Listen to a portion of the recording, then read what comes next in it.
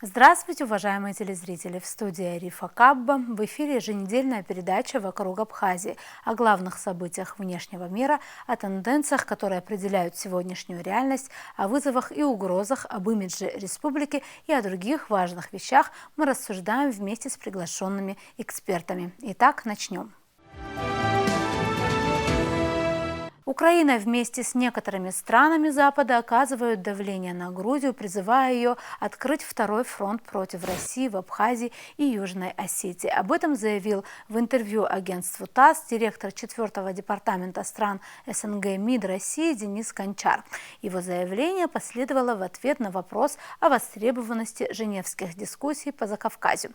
Дипломат подчеркнул, что обстановка на международной арене стремительно меняется, и поэтому мониторить и обсуждать ситуацию становится крайне необходимым. Императивность регулярных контактов официальных представителей Тбилиси, Сухума и Цхинвала становится очевидной на фоне звучащих из Киева и отдельных западных столиц провокационных призывов к властям Грузии открыть второй фронт против России в Абхазии и Южной Осетии, сказал Гончар. Напомним, что ранее премьер-министр Иракли Гарибашвили заявил, что власти Грузии не намерены оказывать военную помощь Украине.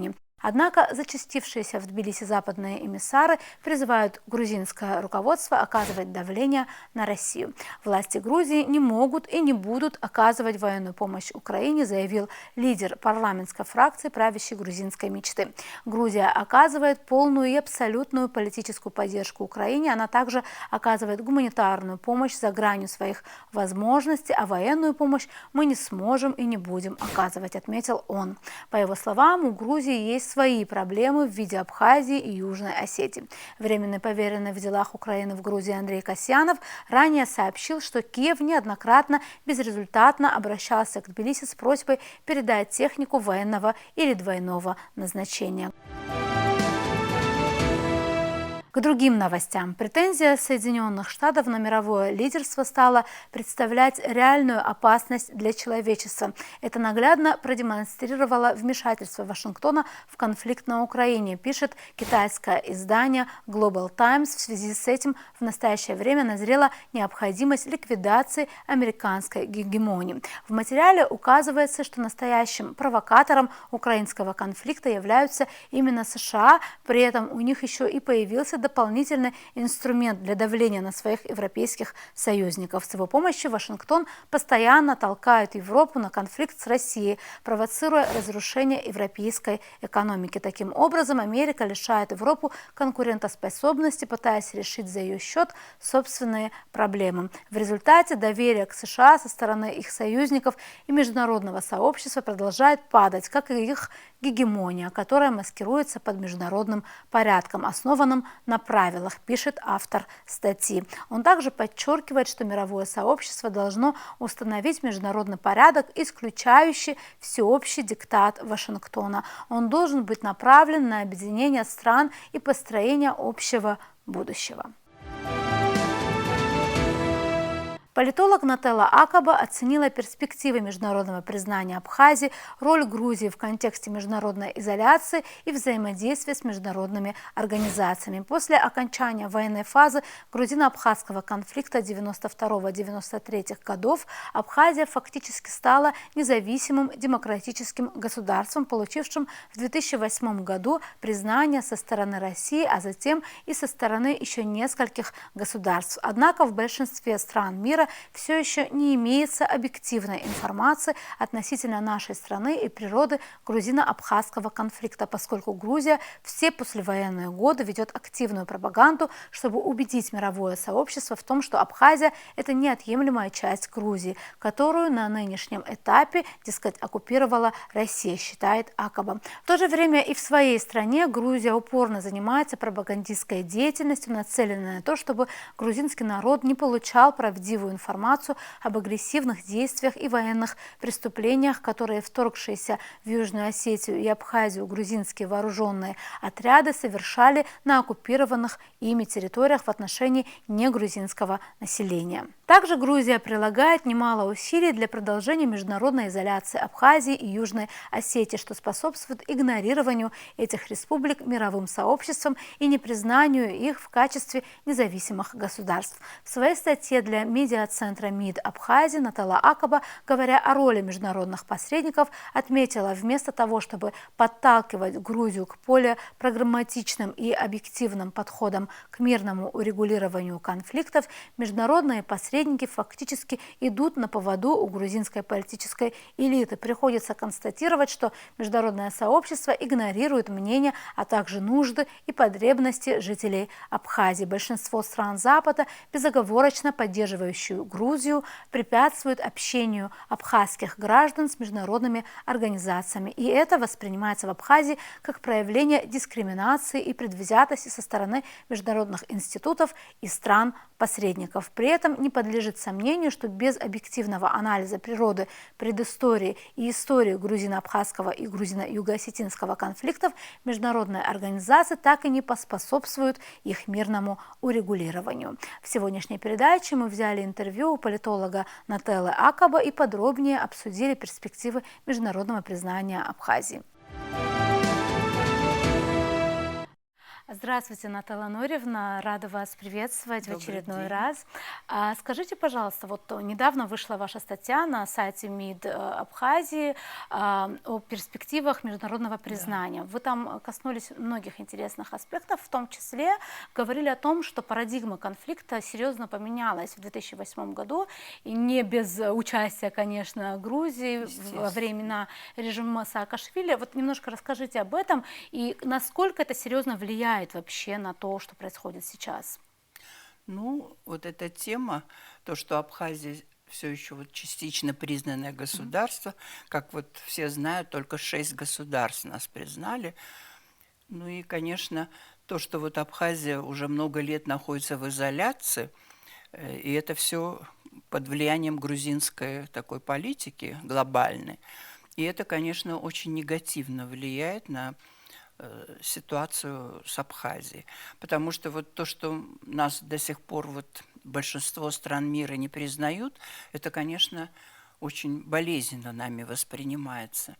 И то, что надо отдать должное, что очень многие страны вообще про Абхазию ничего не знают. Или знают только негатив какой-то. Да, и еще мне кажется интересно в этой связи отметить, что вот они не знают о том, что была война 90-х годов, и роль Грузии как агрессора не воспринимают, а постоянно твердят о территориальной целостности. Ну, да, да. Вот почему так? Почему все Ну же? вот почему? Потому что, как мы все знаем, Саакашвили же переформатировал, так сказать, этот конфликт в российско-грузинский. Он даже не упоминает о том, что Грузия в 1992 году начала агрессию против Абхазии, он никому вот не дает это знать. И это очень негативно влияет на то, что люди думают об Абхазии. И поэтому я считаю, что мы должны заняться очень активной пропагандистской деятельностью. Мы должны писать всякие работы вот на тему того, что происходило в Абхазии в 92-93 годах, какие тут зверства творили вот эти грузинские военные, которые вошли сюда, и к чему это все привело. Мне кажется, что вот в большинстве западных стран никто об этом ничего не знает. Поэтому мы должны как-то вот улучшить свою пропаганду. Но мне кажется, что есть какие-то книги, мы что-то издавали, издавали, да, но вот конечно, вы но, думаете, что какой-то масштаб ну, или... к сожалению, мы, конечно, вот издавали, вот даже я вот, когда возглавляла Ассоциацию женщин Абхазии, мы издали, написали и издали такую книгу «Испепеленные пламенем войны». Причем Джордж Хьюит нам помог перевести ее на английский язык, и там вот были собраны рассказы тех жителей Ачамчиры и Ткварчала, которые пострадали во время этой войны, чьих родственников убили, стариков, женщин, детей. и как там грабили людей. В общем, это жуткая история. И вот мы стараемся вот тем иностранцам, с которыми мы общаемся, мы раздавали эти книги. Но надо как-то больше этих книг давать. Ну, не только вот этой книги, конечно, но и всех книг. Вот недавно мы тоже выпустили при поддержке правительства Абхазии, мы выпустили книгу «Абхазия. Тернистый путь к свободе и независимости». И вот эту книгу мы тоже стараемся как-то вот распространять, но она только на русском языке. Ну вот мне кажется, что нам надо очень активно распространять информацию насчет вот этой грузино-абхазской войны. Кстати, хочу сказать, что по этому поводу вот в социальных сетях, например, таких как Инстаграм, сейчас появилось много молодежи, между прочим, которая владеет прекрасно английским языком, и Да. они, я вот смотрела и вот слежу за этими тенденциями, например, Медиатак такая появилась, Да. вот молодые девушки, которые прекрасно владеют английским языком, они вот делают очень много такой информации, они вытащили архивные документы, перевели их на английский язык и распространяют. Как вам кажется, есть ли смысл в каком-то таком большом государственном сайте, портале именно на Да. английском языке? Вот что бы это привнесло для тех, кто... Я понимаю, что существует определенный такой уровень, который не хотят этого слышать и не услышать, но для тех, кто хотят иметь эту информацию, вот Да, как вам я кажется? абсолютно согласна вот с этой идеей, и я ее тоже вот как-то старалась высказывать, но, к сожалению, пока это так и не было реализовано. Мне кажется, очень важно, вот, чтобы мы такой сайт создали, и у нас есть возможность публиковать там много таких вот полезных материалов. Да, то есть он бы был такой информационно-документальный, Конечно. можно сказать. Кстати говоря, вот меня шокирует то, что и в России тоже далеко не все граждане знают подробности вот этой нашей истории. Но тут можно говорить только о том, что мы все-таки мало Ну доносим да, эту конечно, информацию. конечно, это наша вина. Но вот нам надо как-то более активно заняться вот этой работой. Потому что это все как будто бы для внутреннего пользования, да, то есть каждый, например, День Победы мы повторяем эти кадры, рассказываем, но мы-то это уже знаем, как вот как Да. сделать так, чтобы прорвать эту... И это особенно актуально вот в теме международной изоляции, которая все Да. больше усиливается. Вот как вам кажется вообще, вот так ли монолитно мнение Запада вот о нас, об истории? Есть ли там разные мнения по этому поводу? Вот как они разнятся? Ну, конечно, есть там, ну, единичные какие-то вот такие случаи, когда некоторые западные аналитики и, ну, такие не властные, а просто вот независимые и правозащитники. Вот мы раньше часто ездили в Лондон, и там работали с международными, с британскими организациями, и среди них там были такие люди, которые очень сочувственно относились к Абхазии, и которые даже вот грузинам выражали свое недовольство тем, что грузины вот начали эту войну. Но, к сожалению, их очень мало, таких людей.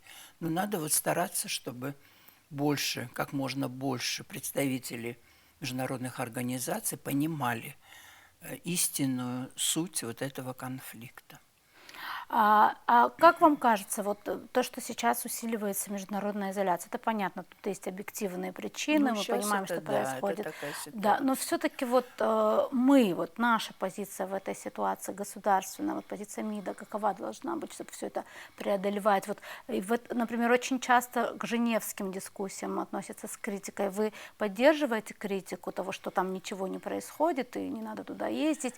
Есть такие люди, которые так считают? Нет, ну надо признать, что, к сожалению, эти женевские дискуссии Саакашвили просто свел на нет. Потому что как можно говорить вот только о российско-грузинском конфликте и замалчивать конфликты с Южной Осетией и с Абхазией?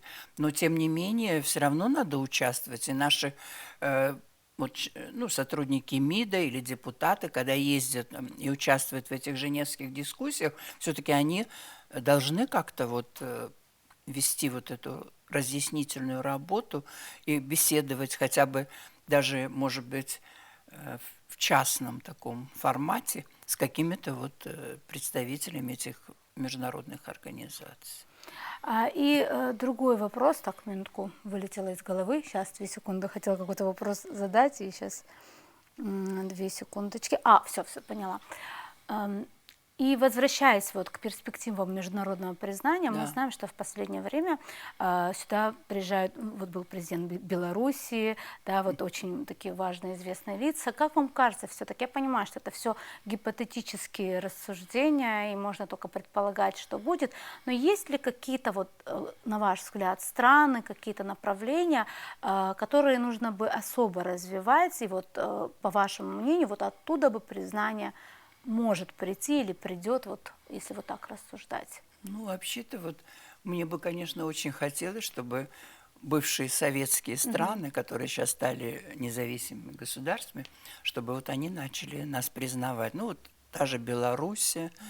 И, кстати говоря, еще когда Багапш был президентом, уже тогда были надежды, что Лукашенко признает Абхазию, но потом, видимо, грузины предприняли какие-то шаги, и это не произошло. Но я не исключаю, что это может произойти. Ну и другие вот республики, которые с Россией в хороших отношениях, возможно, они могут нас признать тоже. И еще вот мне бы очень хотелось, чтобы Турция нас признала. Все-таки у нас там такая мощная диаспора, такая авторитетная, и ее так немало. И не только абхазы, но и абазины, и черкесы.